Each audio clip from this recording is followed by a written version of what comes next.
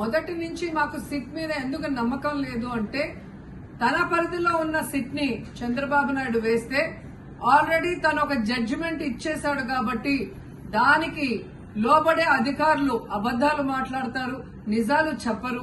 ఎందుకంటే ఈరోజు సిట్ లో వేసిన అధికారి అడిషనల్ డీజీ, ఆయన కన్నా పెద్ద ర్యాంక్ లో ఉన్న టీటీడీ ఈఓ, మరి ఐఏఎస్ ఆఫీసరు మొదట మాట్లాడిన స్టేట్మెంట్ కి చంద్రబాబు నాయుడు గారు అబద్దం చెప్పిన స్టేట్మెంట్ తర్వాత మాట్లాడిన దానికి తేడా చూస్తేనే ఈ సిట్ అనేది సిట్ అండ్ స్టాండ్ కి తప్ప దేనికి పనికిరాదనేది అర్థమైంది.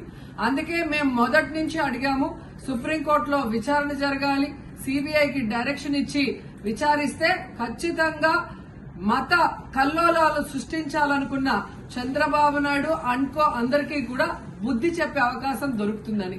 సో ఈ రోజు విచారణ స్టార్ట్ అయింది. దీన్ని సిబిఐకి అప్పచెప్పి సిట్టింగ్ జడ్జి పర్యవేక్షణలో మరి విచారణ జరిగితే ఖచ్చితంగా హిందువుల మనోభిప్రాయాల్ని గౌరవించిన వాళ్ళం అవుతాం, పునరుద్ధరించిన వాళ్ళం అవుతాం. లేకపోతే చంద్రబాబు నాయుడు వేసిన ఈ నింద పవిత్రమైన లడ్డూని తినాలా వద్దా, దీంట్లో కలిసిందా లేదా అన్న అనుమానంతోనే భక్తులందరూ కూడా ఈరోజు లడ్డూ తినకుండా వెళ్లిపోతుంటే ఒక తిరుపతి అమ్మాయిగా చాలా బాధేస్తుంది. ఈ రోజే అలగర్ కోయిల్ మదురై దగ్గర మరి దక్షిణ తిరుమల చాలా పవిత్రమైన టెంపుల్, ఇక్కడ భగవంతుడిని కోరుకున్నాను. ఖచ్చితంగా సుప్రీంకోర్టు ఇన్వాల్వ్ అయి ఈ కేసుని విచారించాలి.